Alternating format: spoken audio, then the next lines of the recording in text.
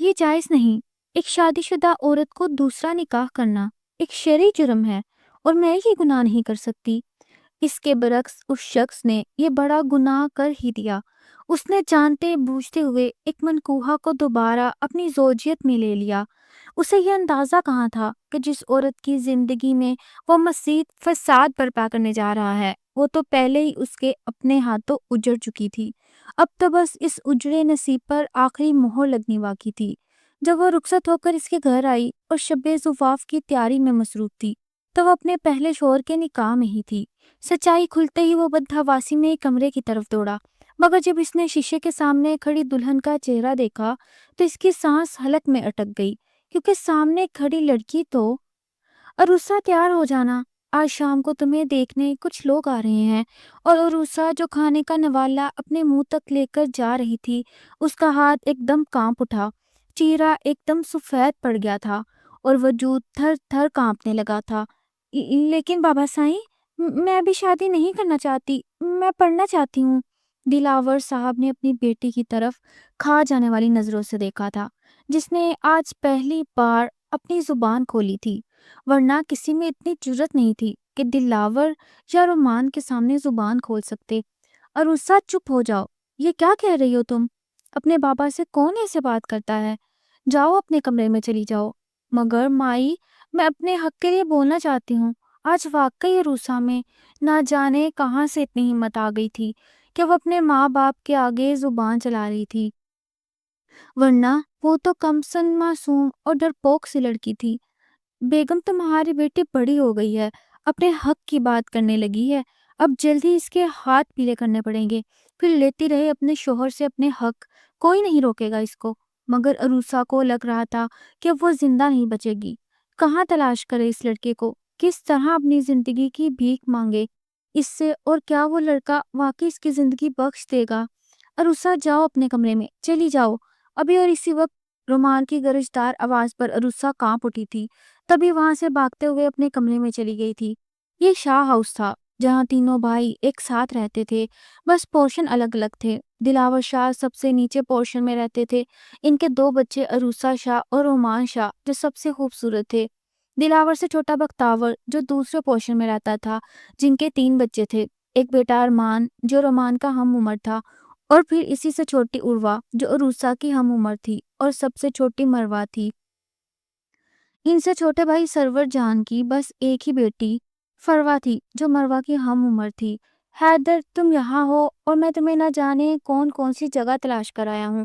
ارسلان جو حیدر کا بہترین دوست تھا، اس کا ہمراز تھا، آگے بڑھا تو دیکھا حیدر آنسو بہا رہا تھا۔ حیدر، کیا بات ہے یار، آج تیری شادی ہے اور تو یہاں پر بیٹھا رو رہا ہے؟ شادی تو میری 2 سال پہلے بھی ہوئی تھی، کاش وہ کہیں مل جائے مجھے، میں اس کو ایک لمحہ نہیں بھول پایا۔ یار بس کر دے، 2 سال گزر چکے ہیں اس حادثے کو، اب تو اس حادثے سے باہر نکلا، اپنی زندگی کی نئی شروعات کر، یا پھر سب کو سب حقیقت بتا دے۔ نہیں، میں ایسا نہیں کر سکتا، اماں مر جائیں گی اگر انہیں میری حقیقت کا معلوم ہوا تو۔ حیدر، تم نے شادی کی تھی، کوئی گناہ نہیں، اور تم شکر کیوں ادا نہیں کرتے کہ تم سے کوئی گناہ نہیں ہوا؟ حیدر نے زخمی نگاہوں سے اپنے دوست کی طرف دیکھا تھا۔ ہاں، میں شکر ادا کر سکتا ہوں، مگر اس لڑکی کا کیا ہوا ہوگا، وہ کس حال میں ہوگی؟ بس یہ وہی سوچ سوچ کر میرے دن رات کا سکون تباہ ہو گیا ہے، وہ تو دنیا بھر میں رسوا ہو گئی ہوگی۔ تبھی ارسلان کے چہرے پر طنزیہ مسکراہٹ آئی تھی اور وہ کہنے لگا کہ یہی تو تم چاہتے تھے، پھر اب اتنی فکر کس بات کی ہے؟ اور حیدر کو لگا کہ وہ سانس نہیں لے پائے گا۔ باہر سے آتا شور بھی اس کمرے میں بیٹھی معصوم کمسن لڑکی کے اندر کے شور کو کم نہیں کر پا رہا تھا۔ آنسو تھے کہ آنکھوں سے نکلنے کو بے تاب تھے، اور وہ خوف میں مبتلا اپنے دوپٹے کے کونے کو بار بار ٹھیک کر رہی تھی جو پہلے سے ہی ٹھیک تھا۔ آج اگر وہ اتنی بڑی مشکل میں نہ ہوتی تو یقیناً خود کو آئینے میں دیکھ کر خود پر فدا ہو جاتی، لیکن اس وقت اس کے اندر کون سی قیامت برپا تھی، یہ بس وہی جانتی تھی۔ تبھی اس کی سب کزنز کے کمرے پر حملہ کیا تھا، جو وہ اپنی سوچوں میں گم تھی اور آنے والے وقت کا سوچ کر خوف زدہ تھی، اس آفتاب کے لیے تیار نہیں تھی۔ تبھی ایک دم گھبرا گئی تھی۔ ارے رسا، کیا ہوا جانی، تم ڈر کیوں گئی؟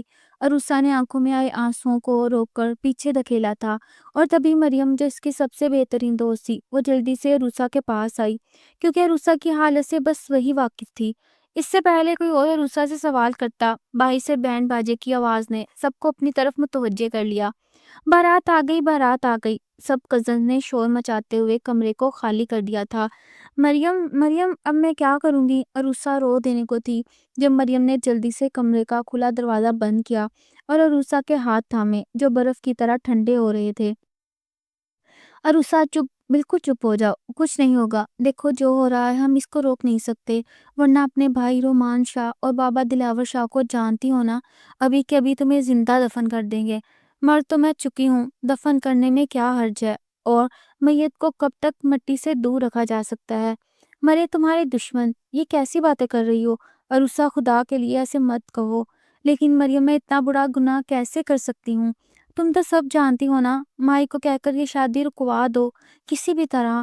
عروسہ مریم کی منت سماجت کر رہی تھی، مگر مریم خود کو بہت بے بس محسوس کر رہی تھی۔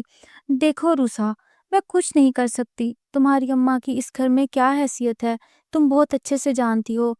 عروسہ کا دل چاہا کہ ابھی زمین کھلے اور وہ زمین میں دفن ہو جائے۔ ارے یار، دلہا تو بہت حسین ہے۔ روسی کی تو قسمت کھل گئی۔ روبینہ اور عروہ ایک دوسرے سے سرگوشی کر رہی تھی جب پاس سے گزرتے رومان نے ان کی باتیں سنی۔ تم دونوں یہاں کیا کر رہی ہو؟ کتنی بار کہنا پڑے گا کہ مٹان کھانے میں مت آیا کرو، اور یہ کیا بےہودہ باتیں کر رہی ہو؟ دونوں دفع ہو جائے یہاں سے۔ وہ سنا تو دونوں کو کہہ رہا تھا، مگر نظریں اس کی تھر تھر کامتی عروہ پر تھیں جو آج رنگ برنگے لہجے میں رومان پر قیامت ڈال رہی تھی۔ تبھی وہ دونوں وہاں سے جانے لگی تھی کہ رومان نے عروہ کا ہاتھ تھاما تھا اور اس کو ایک سٹور روم میں لے گیا تھا۔ یہ بھی وہ مہمانوں کی وجہ سے کر رہا تھا، ورنہ رومان اور عروہ کے نکاح کی وجہ سے کسی میں اتنی جرت نہیں تھی کہ وہ رومان کو عروہ کا ہاتھ تھامنے سے روک سکے۔ رومان اور عروہ کے نکاح کو 2 سال ہو چکے تھے۔ رومان کے مطابق ابھی عروہ چھوٹی تھی، اس لیے رخصتی نہیں ہوئی تھی، اور یہی وجہ تھی کہ وہ ایک گھر میں ہونے کے باوجود کبھی رومان کے سامنے نہیں آئی تھی۔ رومان جو کئی دنوں سے بے چین تھا کہ کس طرح دشمن جان کا نظارہ ہو جائے، آج وہ نظر بھی آئی تو کسی غیر مرد کی تعریف کرتی۔ ایسے میں تھوڑی سی تو سزا اس کو ملنی ہی تھی۔ روم شاہ، میرا ہاتھ، وہ آنسو بہاتی اپنا ہاتھ مسلسل رومان کے ہاتھوں سے چھڑوانے کی کوشش کر رہی تھی، جو اس کے ہاتھ کسی مضبوطی سے تھام کر بس سے اسے کھینچتے چلے جا رہا تھا۔ سٹور روم میں جاتے ہی عروہ کو دیوار کے ساتھ دھکا دیا تھا اور سٹور روم کا دروازہ اس قدر زور سے بند کیا تھا کہ عروہ اپنی جگہ کھڑی کھڑی کانپ اٹھی تھی۔ ہاں بولو، بہت زبان چل رہی تھی نا؟ تمہاری کسی غیر مرد کی تعریف تمہاری زبان پر آئی تو آئی کیسے؟ تمہاری زبان میں گتھی سے کھینچ لوں گا۔ دیوار پر عروہ کے دونوں طرف ہاتھ رکھے وہ عروہ کے اتنے قریب تھا کہ عروہ کو اپنا سانس بند ہوتے محسوس ہو رہا تھا۔ وہ شاہ، میں نہیں، روبینہ کہہ رہی تھی۔ تو تم اس کے ساتھ کر کیا رہی تھی؟ ویسے تو تمہیں میرے سامنے آنے سے بھی شرم آتی ہے، اور مردان خانے میں جانے کا کیا مقصد تھا؟ بولو، میں کچھ پوچھ رہا ہوں۔ رومان زور زور سے چیخ کر عروہ کو مزید ڈرا رہا تھا۔ رومان، صرف شاہ بلایا کرو، مجھے تم کتنی مرتبہ سمجھایا پڑے گا تمہیں؟ اس کے ہونٹوں پر ہلکا انگوٹھا پھیرتے ہوئے وہ عروہ کو مزید ڈرا گیا تھا۔ اس سے پہلے عروہ کچھ کہتی تبھی وہ بے خود سا ہوتا ہوا عروہ کی گردن پر اپنے گرم تپتے ہوئے ہونٹ رکھ چکا تھا۔ عروہ تو رومان کی اس حرکت پر تڑپ اٹھی تھی۔ رومان، یہ آپ کیا کر رہے ہیں؟ تبھی عروہ کے منہ سے ہلکی سی چیخ نکلی تھی، کیونکہ جہاں پہلے رومان کے ہونٹ تھے اب وہاں پر رومان کے دانت تھے۔ غلطی یہ تھی کہ عروہ نے شاہ کی جگہ رومان بول دیا تھا۔ بہت زبان چلنے لگی ہے۔ کہتا ہوں مائی سے کہ تمہاری رخصتی کا وقت آ گیا ہے، کافی بڑی ہو گئی ہو۔ اب رومان عروہ کی رعنائیوں کو گہری نگاہوں سے دیکھتے ہوئے مزید بہک رہا تھا۔ چلی جاؤ یہاں سے، اس سے پہلے میں اپنی ساری حدود بھول جاؤں، اور رخصتی سے پہلے ہی تم میری منکوحہ سے بیوی بن جاؤ۔ اور ہاں، ایک اور بات، اگر آج کے بعد مجھے تم مردان خانے میں نظر آئی تو ٹانگیں توڑ دوں گا تمہاری۔ عروہ تو مسلسل اپنا سانس روکے بیٹھی تھی اور رومان سے اجازت ملتے ہی جلدی سے سٹور روم سے بھاگنے والے انداز میں نکلی تھی اور سیدہ عروسہ کے کمرے میں چلی گئی تھی، اور سیدھا عروسہ کے کمرے میں چلی گئی تھی جہاں عروسہ اب مریم کے گلے لگ کر رو رہی تھی۔ مگر سامنے کا منظر دیکھ کر عروہ تو جیسے ہر چیز بھول چکی تھی۔ عروسہ آپی، کیا ہوا ہے؟ آپ ایسے کیوں رو رہی ہیں؟ عروسہ عروہ کی موجودگی سے لاعلم تھی، اس لیے جلدی سے سیدھی ہوئی۔ کچھ نہیں عروہ ڈارلنگ، بس آپ کے آپی کو اپنے سیاں جی کے گھر جانے سے ڈر لگ رہا ہے۔ ان کا کہنا ہے کہ ان کا شوہر اگر رومانٹک ہوا تو توبہ توبہ آپی، یہ سب شوہر اتنے گندے کیوں ہوتے ہیں؟ عروہ اپنے ساتھ ہونے والے کچھ دیر پہلے کا واقعہ یاد کر کے پھر سے خوفزدہ ہو گئی تھی۔ مریم کی نظر جیسی عروہ کی گردن پر پڑی تو وہ ایک دم پریشان ہو گئی۔ عروہ ڈارلنگ، یہ کیا ہوا ہے تمہاری گردن پر؟ عروسہ بھی اپنا دکھ بھول کر عروہ کی طرف متوجہ ہوئی تھی جہاں اس کی گردن پر لال رنگ کا نشان بنا ہوا تھا۔ عروہ تو شرم سے پانی پانی ہو گئی تھی۔ وہ آپی، وہ تو یہاں مچھر نے کاٹا تھا بس۔ تبھی مریم کے چہرے پر مسکراہٹ آ گئی تھی اور عروسہ بھی مسکرا دی تھی۔ ہاں، آج کل مچھر بہت ہو گیا ہے اور کافی بڑا مچھر لگ رہا ہے جس نے کاٹا ہے تمہیں، ظالم کہیں کا۔ آپی، آپ بھی میرا مذاق اڑا رہی ہیں، میں بتا رہی ہوں میں آپ کے بھائی سے شادی نہیں کروں گی، بہت ظالم ہے، ہر وقت بس روب جھاڑتے رہتے ہیں مجھ پر۔ عروہ عروسہ کی طرف دیکھ کر رو دینے کے انداز میں، جب عروسہ کے چہرے پر ہنسی آئی تھی۔ ادھر آؤ میری جان، بھائی غصے والے تو ہیں مگر میں قسم کھانے کو تیار ہوں کہ وہ آپ سے محبت بھی اتنی ہی کرتے ہیں۔ یہ کیسی محبت ہے، ہر وقت بس اپنا حق جتاتے رہتے ہیں۔ عروہ کا تو منہ ہی بن گیا تھا، شاید وہ عروسہ سے اس کے بھائی کی تعریف سننے کے موڈ میں نہیں تھی۔ تبھی کمرے میں عجیب سی ہلچل مچ گئی تھی۔ چلو لڑکیوں باہر جاؤ، عروسہ کے نکاح کا وقت ہے۔ اور یہ وہ وقت تھا جب عروسہ سانس لینا بھول گئی تھی، آنکھیں بے یقینی سے پھٹی کی پھٹی رہ گئی تھی۔ یار تو ایک بار پھر سوچ لے، تم مت بھول کہ تو نے پہلے بھی نکاح کر رکھا ہے، اب ایک نئی لڑکی کی زندگی برباد کرنے جا رہا ہے تو۔ میں کچھ نہیں کر سکتا، میں مجبور ہوں، پہلے ہی احساس ندامت نے مجھے جکڑا ہوا ہے۔ اگر میں نے یہ نکاح نہ کیا تو اماں مجھ سے ناراض ہو جائیں گی۔ انہوں نے مجھ سے پوچھے بغیر اپنی سہیلیوں کو زبان دے رکھی تھی، میں کیا کر سکتا ہوں؟ اور اب تو بارات بھی لے آئی ہیں، سب یہاں سے ایسے ہی واپس گئے تو اس لڑکی کی عزت کا کیا ہوگا جو میرے انتظار میں دلہن بنی بیٹھی ہے؟ میں نکاح پر نکاح نہیں کر سکتی، یہ گناہ ہے۔ یہ تم کیا کہہ رہی ہے عروسہ؟ یہ تم نے کیا کر دیا؟ آسیہ بیگم تو سر پکڑ کر بیٹھ گئی تھی جب عروسہ نے اپنے ساتھ ہونے والے حادثے کے بارے میں اپنی ماں کو بتایا تھا۔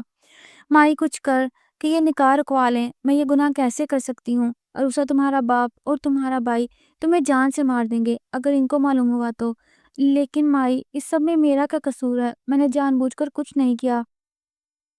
لیکن عروسہ، یہ سب تم نے پہلے کیوں نہیں بتایا؟ اماں، میں بہت ڈر گئی تھی، مجھے کچھ سمجھ نہیں آ رہا تھا کہ میں کیا کروں۔ میں نے بہت کوشش کی آپ سب کو بتانے کی، لیکن دل میں ایک ہی ڈر تھا کہ آپ لوگ مجھے ہی غلط سمجھیں گے۔ اب کیا ہوگا مائی؟ کچھ ہی دیر میں تمہارا بھائی اور تمہارے ابا مولوی صاحب کو لیتے ہوئے کمرے میں آئیں گے اور اب تم مجھے یہ خبر سنا رہی ہو، اس وقت میں کیا کر سکتی ہوں؟ تبھی عروسہ کی نظر دروازے پر پڑی اور اسے لگا کہ وہ اگلا سانس نہیں لے پائے گی کیونکہ دروازے پر اس کا باپ اور اس کا بھائی کھڑا تھا۔ بدبخت عورت، یہ سب کیسے ہوا؟ تم نے ہمیں منہ دکھانے کے قابل نہیں چھوڑا۔ دلاور سائیں، چھوڑ دے اس کو۔ دلاور صاحب جو عروسہ کے بالوں سے پکڑے جھنجھوڑ رہے تھے۔ تبھی آسیہ بیگم آگے بڑھی اور اپنی بیٹی کو اس کے باپ کے چنگل سے چھڑانا چاہا۔ یہ تمہاری ہی شے تھی جو آج ہمیں یہ دن دیکھنا پڑ رہا ہے۔ کتنا منع کیا تھا کہ یہ لڑکی یونیورسٹی نہیں جائے گی، مگر تمہاری ضد تھی اور اپنی بیٹی کو پڑھانا چاہتی تھی۔ دیکھ لیا زیادہ پڑھنے کا نتیجہ۔ باہر ساری بارات کھڑی ہے، برادری کے سب لوگ ہیں، ان سب کو میں کیا منہ دکھاؤں گا؟ ان سب کو کیا جواب دوں گا کہ میری بیٹی پہلے ہی کہیں اپنا منہ کالا کروا چکی ہے؟ ہرگز نہیں، اس معاشرے میں میری عزت ہے اور میں اپنی عزت پر آنچ نہیں آنے دوں گا۔ تمہاری بیٹی نے کوئی کسر نہیں چھوڑی تو اس کا ہرگز مطلب نہیں کہ میں اس کی خاطر اپنی عزت داؤ پر لگا دوں۔ اس کی سزا یہی ہے کہ کسی کے نکاح میں ہوتے ہوئے یہ پھر سے نکاح کرے گی۔ نہیں بابا سائیں، ایسا مت کریں، میں مر جاؤں گی۔ تمہارے لیے یہی بہتر ہے کہ تم مر جاؤ۔ اور پھر دیکھتے ہی دیکھتے عروسہ سے زبردستی نکاح نامے پر دستخط لیے گئے تھے۔ عروسہ پھوٹ پھوٹ کر رو دی تھی، اسے کچھ سمجھ نہیں آ رہا تھا کہ وہ کیا کرے۔ دوسری طرف حیدر بھی نکاح کے کاغذات پر دستخط کر چکا تھا، لیکن نہ جانے کیوں اس کا دل مطمئن تھا، نہ جانے کیوں اس کا دل پرسکون تھا۔ جیسے ہی حیدر گھر پہنچا تو گھر میں ایک عجیب سی کھلبلی مچ گئی۔ کیا بات ہے اماں، سب ٹھیک تو ہے؟ کیا ہوا؟ ہمارے ساتھ دھوکا ہوا ہے، ہمیں دھوکا دیا گیا۔ حیدر نے حیرانگی سے اپنی ماں کی طرف دیکھا جو وہ ویلا مچا رہی تھی۔ اماں ہوا کیا ہے، بتائیں تو صحیح۔ عروسہ پہلے سے نکاح شدہ تھی، اس نے کبیرہ گناہ کیا ہے نکاح پر نکاح کر کے۔ حیدر نے حیرانگی سے اپنی ماں کی طرف دیکھا اور پھر وہ حیرانگی غصے میں تبدیل ہو گئی۔ یہ آپ کیا کر رہی ہیں؟ کیا کہہ رہی ہیں؟ میں بالکل ٹھیک کہہ رہی ہوں، تمہاری بیوی پہلے کسی اور کی بیوی ہے اور ہمارے اسلام میں نکاح پر نکاح جائز نہیں۔ کیا تم نہیں جانتے آپ فکر نہیں کریں اماں، میں اس کے گھر والوں کو چھوڑوں گا نہیں، اور نہ ہی عروسہ کو۔ میں اس کو برباد کر دوں گا، میں سارے معاشرے میں اس کو رسوا کر دوں گا۔ حیدر اپنی ہی دھن میں بولتا ہوا کمرے میں داخل ہوا۔ وہ ایک نکاح شدہ لڑکی سے نکاح پر نکاح کا گناہ کر چکا تھا، مگر وہ نہیں جانتا تھا کہ وہ جس لڑکی کی زندگی برباد کرنے جا رہا تھا وہ تو پہلے ہی اس کے ہاتھوں برباد ہو چکی تھی۔ اب تو بس تابوت میں آخری کیل ٹھونکنی تھی۔ حجرہ اور اسی میں اس کی دلہن بنی بیٹھی لڑکی پہلے ہی کسی اور کے نکاح میں تھی۔ رخصتی کے بعد جیسے ہی اسے خبر لگی، وہ گھبرایا ہوا کمرے میں آیا تھا، مگر سامنے سنگھار آئینے کے سامنے کھڑی لڑکی کا چہرہ دیکھ کر وہ حیران رہ گیا تھا، کیونکہ وہ کوئی اور نہیں بلکہ وہی عروسہ تھی جس کو پچھلے 2 سالوں سے وہ تلاش کر رہا تھا۔ عروسہ، تم؟ عروسہ حیدر کی آواز سن کر دھنگ رہ گئی تھی۔ وہ جو گھبرائی ہوئی تھی یہ سوچ کر کہ آگے کیا ہوگا، اپنے سامنے اپنے دشمن جان کو دیکھ کر وہ حیران رہ گئی تھی۔ جی، عروسہ کی آنکھوں سے آنسو بہہ رہے تھے، اس سے حیدر کا نام بھی نہیں لیا جا رہا تھا۔ تبھی عروسہ آگے بڑھی اور حیدر کا گریبان پکڑ کے جھنجھوڑنے لگی۔ تم نے میری زندگی برباد کر دی، تم ابھی تک زندہ کیسے ہو؟ حیدر تو آنکھوں میں آنسو لیے عروسہ کو دیکھ رہا تھا۔ میں تمہیں برباد کرنا چاہتا تھا، لیکن دیکھو میں خود برباد ہو گیا، حیدر نے عروسہ کو کے دونوں ہاتھوں کو اپنے ہاتھوں میں تھامتے ہوئے کہا۔ نفرت ہے مجھے تم سے، تمہارے نام سے اور تمہارے وجود سے۔ تم نے میری زندگی تباہ و برباد کر دی۔ آج میں تمہارے نکاح میں ہونے کے باوجود کسی اور کے نکاح میں ہوں۔ تمہاری وجہ سے مجھے نکاح پہ نکاح کرنا پڑا۔ تم نے مجھے کسی قابل نہیں چھوڑا۔ آخر قصور کیا تھا میرا؟ یہی کہ میں نے غلطی سے تمہارے چہرے پر سب کے سامنے تھپڑ ہی سیدھ کیا تھا، اور تم نے اس تھپڑ کا بدلہ مجھے کس طرح لیا؟ میں تمہیں ساری زندگی معاف نہیں کروں گی۔ حیدر ایک دم حیران ہوا۔ یہ کیا کہہ رہی ہو؟ اس کا مطلب تمہارا نکاح، تم جانتی ہو تمہارا نکاح کس سے ہوا ہے؟ حیدر کے چہرے پر تو جیسے خوشی کی ایک لہر دوڑ گئی تھی۔ اسے تو سمجھ نہیں آ رہی تھی کہ اسے کی جنت کی نوید کس طرح مل گئی تھی۔ تمہیں جو کہنا ہے تم کہہ سکتی ہو، یہ تمہارا حق ہے۔ میں نے جو تمہارے ساتھ سلوک کیا، اس کے بعد اتنی سی سزا تو میرے لیے بنتی ہے، مگر مجھے خوشی اس بات کی ہے کہ تم ہمیشہ ہمیشہ کے لیے میری زندگی میں داخل ہو گئی ہو۔ میں اب تمہاری بیوی نہیں رہی، میں نے نکاح پہ نکاح کیا ہے۔ تبھی حیدر کے چہرے پر مسکراہٹ آئی تھی۔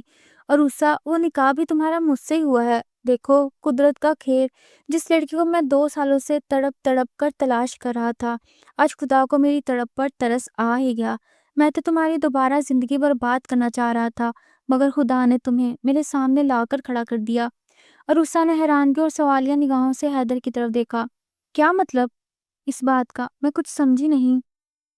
مدھم سی آواز اور اس کے گلے سے باہر نکلی تھی۔ عروسہ، جس سے تمہارا نکاح ہوا وہ کوئی اور نہیں بلکہ میں ہی ہوں، جس سے پہلے تمہارا نکاح ہوا تھا، مگر یہ بات میں بھی نہیں جانتا تھا کہ میری ہونے والی بیوی تم ہو۔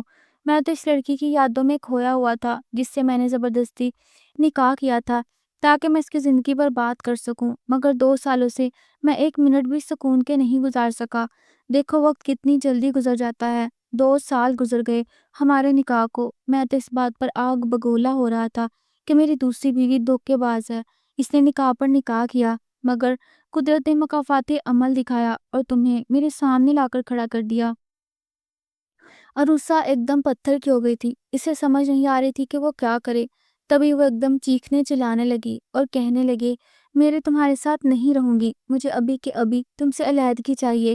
اگر تم اس بات پر خوش ہو کہ میں تمہاری زندگی میں واپس آ گئی ہوں تو یہ تمہاری خوش فہمی ہے۔ میں تم جیسے گھٹیا انسان کے ساتھ 1 منٹ بھی نہیں گزارنا چاہوں گی۔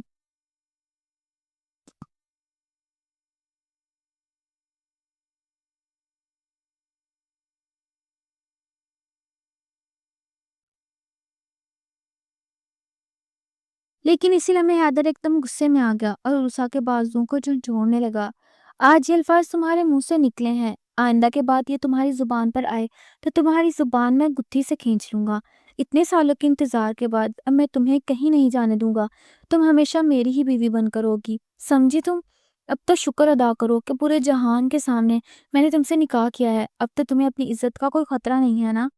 مگر عروسہ تو جیسے کسی چھوٹے بچے کی طرح جتنے ہی اٹک گئی تھی، اور وہ مسلسل اپنی طلاق کا مطالبہ کر رہی تھی، مگر دوسری طرف تو جیسے کسی کو پرواہ ہی نہیں تھی۔ تم دیکھنا، تم دیکھنا، تمہاری سچائی سب کے سامنے لا کر رہوں گی۔ تم نے جو میرے ساتھ کیا، اس کے بعد میں تمہیں کبھی معاف نہیں کروں گی۔ تم ساری زندگی تڑپو گے، رو گے، مگر تمہیں کبھی سکون نہیں ملے گا۔ 2 سال کی اذیت میں نے گزارے تو ساری زندگی اس کا بدلہ چکاؤ گے۔ اتنی بدو ہے نا، تو روز پہلے ہی 2 سالوں سے جس تکلیف میں زندگی گزار رہا ہوں تم نہیں جانتی۔ اب اگر تم مجھے مل گئی ہو تو کیا ہم یہ زندگی اچھے اور خوشی سے نہیں شروع کر سکتے؟ ہرگز نہیں۔ میں نے تمہیں پہلے بھی کہا کہ میں تمہیں معاف نہیں کروں گی۔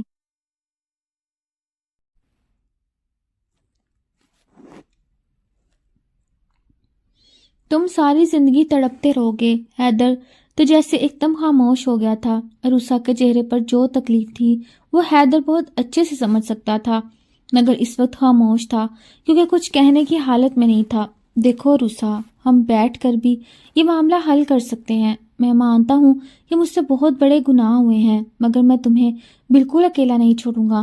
جو تکالیف میں نے تمہیں دی ہیں ان سب کا میں دعویٰ بھی میں ہی کروں گا۔ تمہیں کوئی تکلیف نہیں آنے دوں گا۔ نہیں، ہرگز نہیں۔ میں تمہارے ساتھ ایک لمحہ بھی نہیں گزارنا چاہتی۔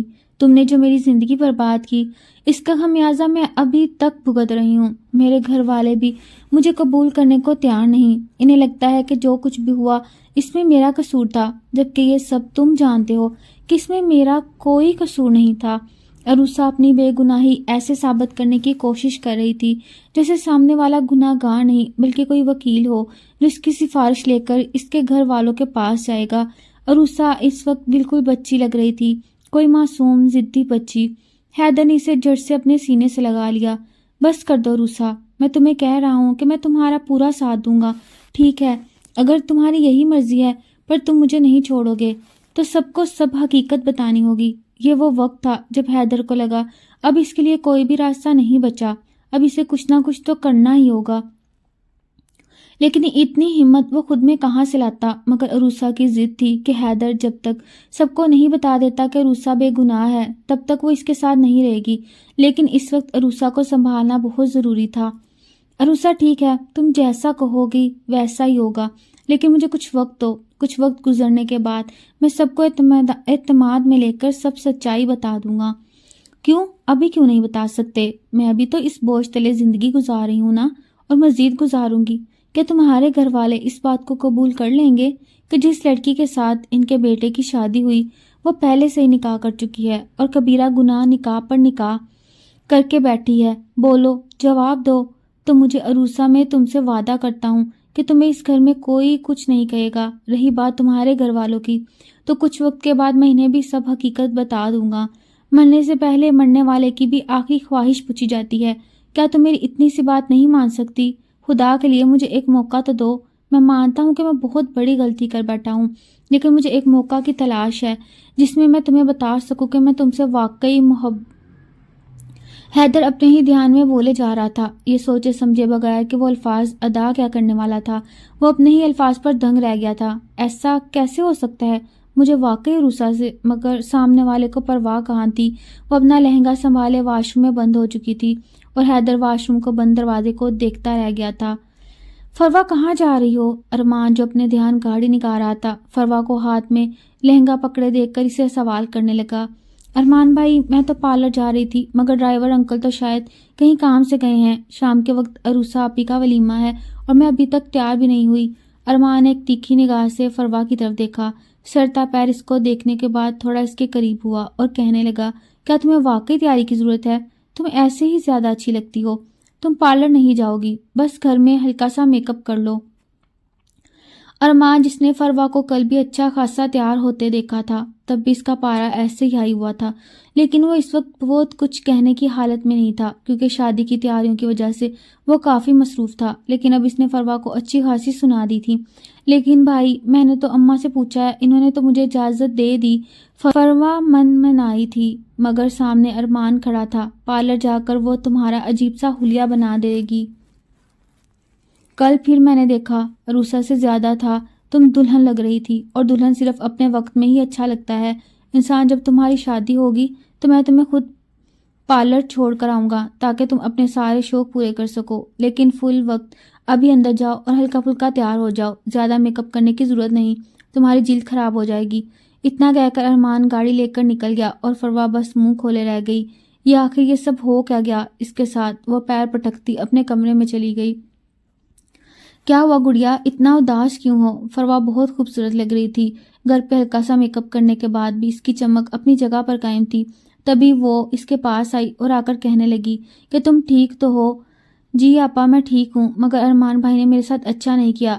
بھائی نے کیا کیا؟ بولو، مجھے بتاؤ۔ عروہ ایک دم پریشان ہو گئی۔ وہ اپنے بھائی کو جانتی تھی وہ ایسا تو نہیں تھا، لیکن فروا کہہ رہی تھی تو یقیناً کوئی نہ کوئی بات ہوگی۔ پھر فروا نے اپنا دکھ عروہ کے سامنے رکھا تو وہ ہنس ہنس کر لوٹ پوٹ ہونے لگی۔ تم میری پیاری گڑیا کس بات پر اداس ہے؟ کہ بھائی نے تمہیں کل کی تیاری پر دلہن کہا یا تمہارے دلہن بننے پر تمہیں خود پارلر چھوڑ کے آنے کی پیشکش کی، اس لیے آپ بھی میرا مذاق اڑا رہی ہیں؟ نہیں گڑیا، میں تمہارا مذاق نہیں اڑا رہی، میں تو بس تمہیں سمجھا رہی ہوں کہ بھائی بالکل ٹھیک کہہ رہے ہیں، تم ابھی چھوٹی ہو نا اس لیے۔ دور کھڑا رومان عروہ کی ہنسی کو بہت غور سے دیکھ رہا تھا۔ عروہ جو فروا کو سمجھا کر دوسری طرف گئی تھی کہ تبھی کس نے اس کی کلائی تھام کر اپنی طرف کھینچا تھا۔ اس سے پہلے کہ اس کے منہ سے چیخ نکلتی، کسی نے اس کے منہ پر بہت برے طریقے سے ہاتھ رکھ کے اس کی چیخ کو دبا دیا تھا۔ عروہ نے جیسے ہی اپنی آنکھیں کھولی، سامنے کھڑے رومان کو دیکھ کر اس کی جان نکلنے لگی کہ اب اس سے کیا غلطی ہو گئی جو رومان ایسے اس کے سر پہ کھڑا تھا۔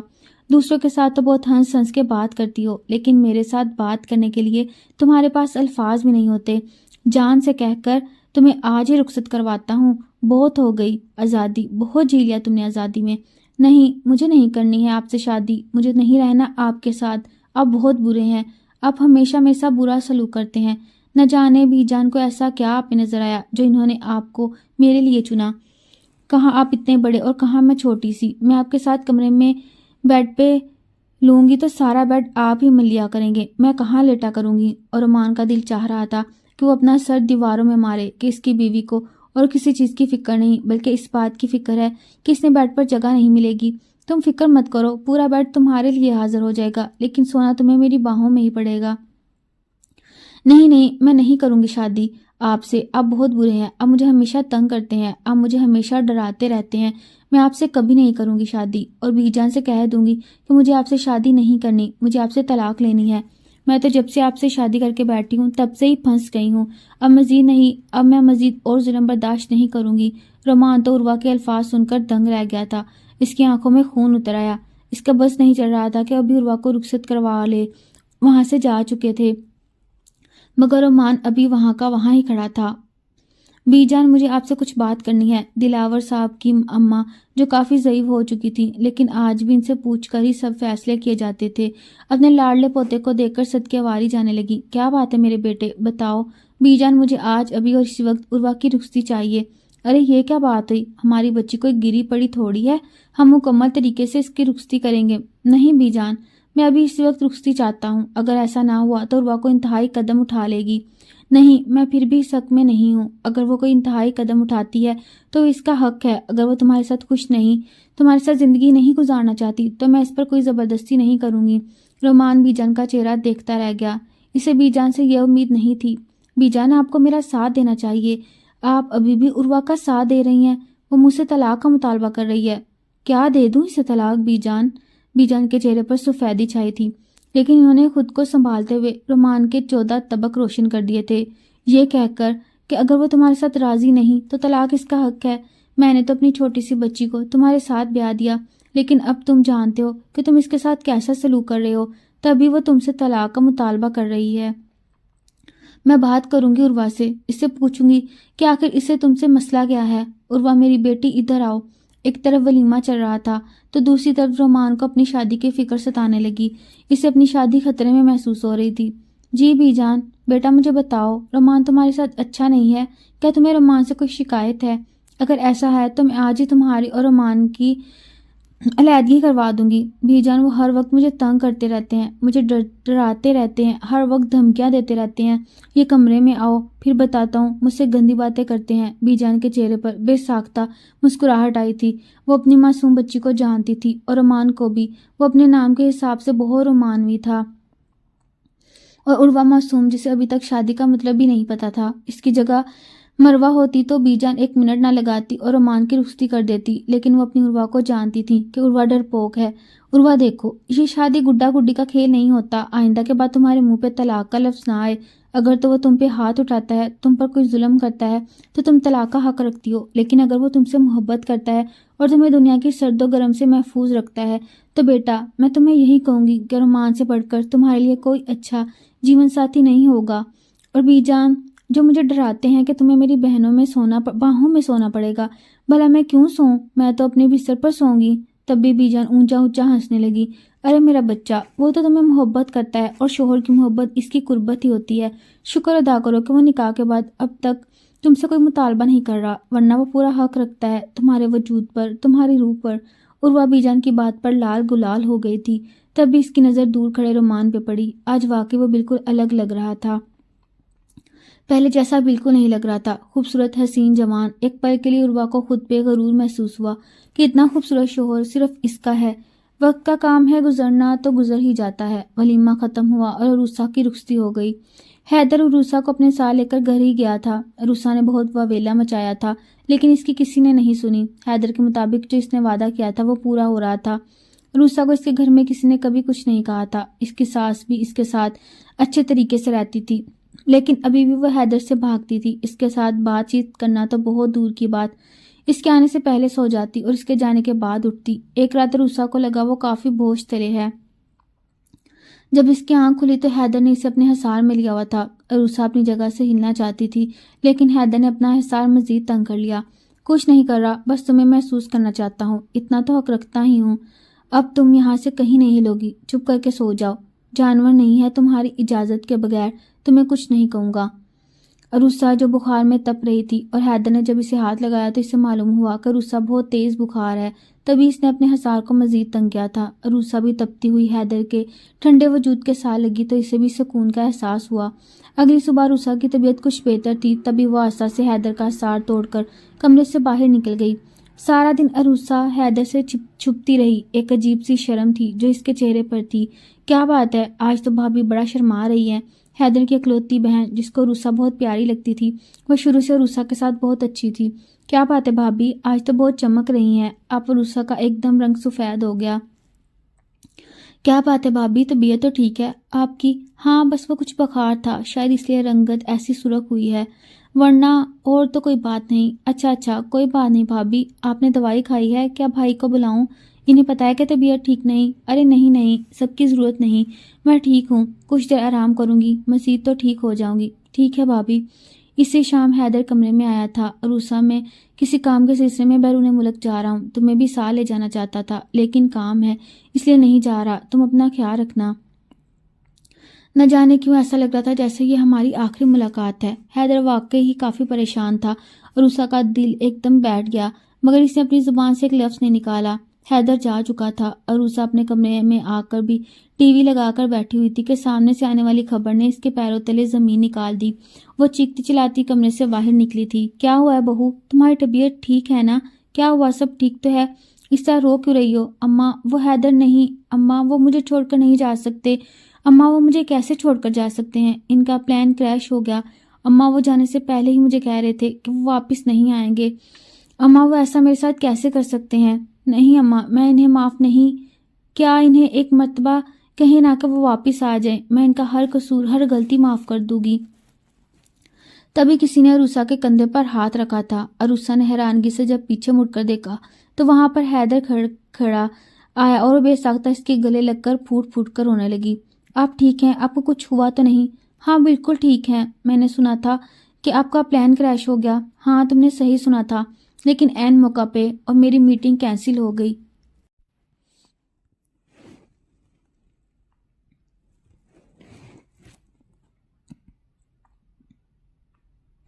اسی لیے مجھے واپس گھر آنا پڑا۔ شاید تمہاری ہی دعائیں تھیں جس نے مجھے بچا لیا، ورنہ آج میں بھی نہیں، آپ کو کچھ نہیں ہو سکتا۔ آپ ایسا کیسے کر سکتے ہیں؟ 2 سال سے میں نے آپ کا انتظار کیا اور اب آپ میرے ساتھ ایسا نہیں کر سکتے۔ میں نے آپ کو معاف کیا، آپ کو مجھ سے شکایت ہی ہے نا کہ میں آپ کو معاف نہیں کر رہی، تو لیں آج آپ کی شکایت دور ہو گئی۔ اب آپ مجھے چھوڑ کر کبھی نہیں جائیں گے، میں نہیں رہ سکتی آپ کے بغیر۔ 2 سال آپ سے نکاح میں ہونے کے ساتھ ساتھ مجھے نہیں پتا مجھے کب آپ سے محبت ہو گئی اور میں آپ کا انتظار کرنے لگی۔ یہ سب کیا ہو رہا ہے بہو؟ کیا کہہ رہی ہے؟ حیدر، میں تم سے کچھ پوچھ رہی ہوں۔ اماں، بہت لمبی کہانی ہے۔ اور پھر حیدر نے سب کچھ سچ سچ اپنی ماں کو بتا دیا۔ وہ یہ نہیں جانتا تھا کہ پیچھے کھڑے عروسہ کے ماں باپ بھی پلان کریش ہونے کی خبر سن کر عروسہ سے ملنے چلے آئے تھے، کیونکہ عروہ نے سب سے پہلے روک کر مریم کو فون کیا تھا اور اسے سب بتایا تھا۔ مریم نے عروسہ کے گھر بات کی اور وہ لوگ پریشان کن حالت میں عروسہ کے گھر آ گئے۔ یہ اس وقت کی بات ہے جب حیدر اور عروسہ ایک یونیورسٹی میں پڑھتے تھے۔ عروسہ اپنے دھیان ادھر ادھر دیکھے بغیر آگے بڑھ رہی تھی جب اچانک اس کا ٹکراؤ حیدر سے ہوا۔ وہ نہیں جانتی تھی کہ وہ اس یونیورسٹی کا گنڈا ہے۔ دھیان سے دیکھ کر نہیں چل سکتی؟ کیا تم لڑکیوں کا اچھا بہانہ ہے لڑکوں کے ساتھ ٹکراؤ کرو اور پھر اس کی محبت میں اس کو لوٹ لو؟ لیکن میں ان لڑکیوں میں سے نہیں ہوں، حیدر کے منہ سے اپنے لیے لیکن میں ان لڑکوں میں سے نہیں ہوں حیدر کے منہ سے اپنے لیے اس طرح کے الفاظ سن کر عروسہ ایک دم بوکھلا گئی۔ اس سے پہلی مرتبہ غصہ آیا تھا، تبھی اس نے آؤ دیکھا نہ تاؤ اور حیدر کے چہرے پر تھپڑ رسید کر دیا۔ حیدر کے ساتھ یہ سب کچھ پہلی مرتبہ ہو رہا تھا۔ کسی کی جرت نہیں تھی کہ حیدر کو اف تک کہہ سکے، اور آج ایک نئی لڑکی نے اس کے چہرے پر تھپڑ رسید کر دیا تھا۔ کبھی وہ غصے میں آ گیا اور عروسہ کو کہنے لگا، تمہیں کیا لگتا ہے میں تمہیں معافی دوں گا؟ تم نے جو کیا ہے اس کے بعد تمہیں معافی نہیں ملے گی۔ میں تمہارا جینا حرام کر دوں گا۔ میں تمہیں ایسی جگہ پھینکوں گا جہاں تمہیں سانس بھی نہیں آئے گی، اور دیکھنا تم ساری زندگی تڑپو گی، رو گی، لیکن تمہیں کبھی سکون نہیں آئے گا۔ میں تمہاری زندگی اچیرن کر دوں گا، برباد کر دوں گا میں تمہیں۔ اور پھر اس نے غصے کی آگ میں جلتے ہوئے عروسہ کی زندگی برباد کر دی تھی۔ ایک روز جب وہ یونیورسٹی سے واپس جا رہی تھی تب حیدر نے اپنے کچھ لڑکوں کے ذریعے عروسہ کو اغوا کر لیا اور پھر اس سے زبردستی نکاح کر لیا۔ اس کے بعد اس کو اکیلا چھوڑ دیا اور خود غائب ہو گیا۔ عروسہ نے بہت کوشش کی کہ وہ حیدر کو تلاش کر لے، لیکن ایسا ممکن نہ ہوا۔ وہ ہر دن ڈرتی رہی، روتی رہی۔ جب بھی اس کے گھر میں اس کی شادی کی بات چلتی تو باقی لڑکیوں کی طرح اس کے چہرے پر کوئی خوشی کی رمق نہیں دکھائی دیتی تھی، بلکہ ایک خوف نظر آتا تھا۔ ایک ڈر ہوتا تھا کہ کہیں گھر میں سب کو پتہ چل گیا تو اس کے گھر والے اسے زندہ دفن کر دیں گے، اور ایسا ہی ہوتا کیونکہ وہ اپنے باپ اور بھائی کو جانتی تھی۔ اس کا باپ اور بھائی عزت کے معاملے میں بہت سخت تھے۔ وقت گزرتا گیا اور 2 سال کا وقت گزر گیا۔ وہ مریم کے ذریعے ہر بار آنے والے رشتے کو روک لیتی، ہر بار آنے والے لوگوں کے سامنے جانے سے انکار کر دیتی۔ اس نے اپنی ماں کو اس بات کا احساس دلایا کہ وہ پڑھنا چاہتی ہے، آگے بڑھنا چاہتی ہے، تاکہ اس کی ماں اس کا ساتھ دے سکے۔ اس کی ماں اس کی دوست تھی، لیکن وہ کبھی بھی اپنی ماں کو بھی یہ حقیقت نہیں بتا سکتی تھی، کیونکہ وہ جانتی تھی کہ اس کی ماں یہ دکھ برداشت نہیں کر سکے گی۔ اور ایک وہی تو سہارا تھا جس کے ذریعے وہ گھر میں سانس لیتی تھی، ورنہ بھائی اور باپ کی سختی نے اسے باغی کر دیا تھا۔ اسے گھر والوں سے خوف آتا تھا۔ وہ گھر میں داخل ہوتی تھی تو اسے اپنا سانس رکتا ہوا محسوس ہوتا تھا۔ اس پر ایک نئی آزمائش، پھر اس نکاح کا زبردستی ہونا، یہ سب اس کے لیے آسان نہیں تھا۔ وہ تو اسی دکھ میں آدھی رہ گئی تھی کہ وہ اتنا کبیرہ گناہ کر بیٹھی ہے۔ نکاح پر نکاح کرنا کوئی چھوٹی بات نہیں تھی، اور یہ بات صرف وہی جانتی تھی کہ وہ کس طرح یہ سب کچھ برداشت کر رہی ہے۔ اگر اس کی جگہ کوئی اور ہوتا تو شاید کبھی حیدر کو معاف نہ کرتا، لیکن اس نے حیدر کو معاف کر دیا، خدا کی رضا کے لیے، کیونکہ اب وہ اس کے نکاح میں تھی، اور خدا کا شکر تھا کہ اس نے کسی نئی آزمائش میں نہیں ڈالا، بلکہ اس کا شوہر ہی اس کا سب کچھ تھا۔ وہ کسی اور کے ہاتھوں میں نہیں گئی تھی۔ نکاح پہ نکاح نہیں ہوا تھا، بس اتنا ہوا تھا کہ جو پہلے نکاح خاموشی سے اور چھپ کر کیا گیا تھا، وہی کھلم کھلا سب کے سامنے ہو گیا تھا۔ اور یہ خدا کی قدرت تھی جس نے عروسہ کی زندگی بچا لی تھی اور اس کی عزت بچا لی تھی، ورنہ اس کا کیا حال ہوتا؟ وہ یہی سوچ کر اکثر ڈر جایا کرتی تھی۔ لیکن جہاز کے کریش ہونے کی خبر نے عروسہ کو اندر سے ہلا کر رکھ دیا تھا۔ تبھی اس نے دل و جان سے حیدر کو معاف کر دیا تھا، کیونکہ اب وہ حیدر کے بغیر جینے کا ایک منٹ بھی تصور نہیں کر سکتی تھی، کیونکہ وہ جانتی تھی کہ اب حیدر ہی اس کا سب کچھ ہے، زندگی اس کے ساتھ گزارنی ہے۔ جب یہ کہانی سب کو پتہ چلی تو سب حیدر سے خفا ہوئے، لیکن عروسہ کی منت سماجت سمجھ کر سب نے حیدر کو معاف کر دیا۔ اس کا کہنا تھا کہ جب میں بیوی ہو کر سب کچھ معاف کر سکتی ہوں تو آپ لوگ کیوں نہیں معاف کر سکتے؟ اس کے باوجود میں نے حیدر کو معاف کر دیا، تو آپ لوگ بھی حیدر کو معاف کر دیں۔ میں نہیں چاہتی حیدر مجھے چھوڑیں، یا مجھ سے دور ہو جائیں۔ آج حیدر اور عروسہ اپنی زندگی بہت اچھے سے گزار رہے تھے۔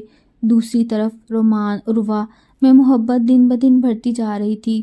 محبت رخصتی کی صورت میں سب کے سامنے آئی، اور جس روز رومان اور عروہ کی رخصتی سے اس روز ارمان اور فروہ کا بھی نکاح ہوا، جو اچانک تھا۔ یہ بات صرف ارمان اور بی جان جانتی تھیں کہ ایسا بھی ہوگا۔